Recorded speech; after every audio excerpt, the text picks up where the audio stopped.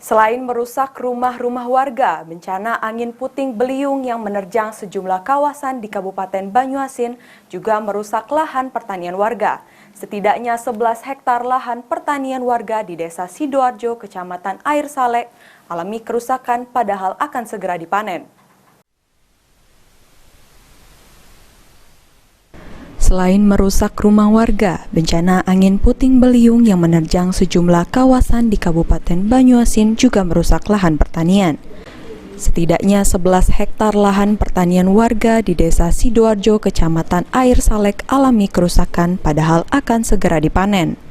Bupati Banyuasin Askolani yang melihat langsung kondisi lahan milik warga yang alami kerusakan memastikan akan mendapatkan bantuan dari pemerintah. Di antaranya bibit padi untuk memulai musim tanam berikutnya.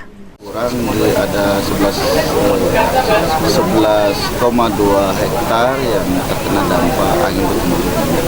Dan juga nanti kita minta hitung juga dengan Kepala Dinas Pangan, Kepala Dinas Pertanian untuk kita berikan bantuan kepada mereka yang. Sulaiman, PAL TV.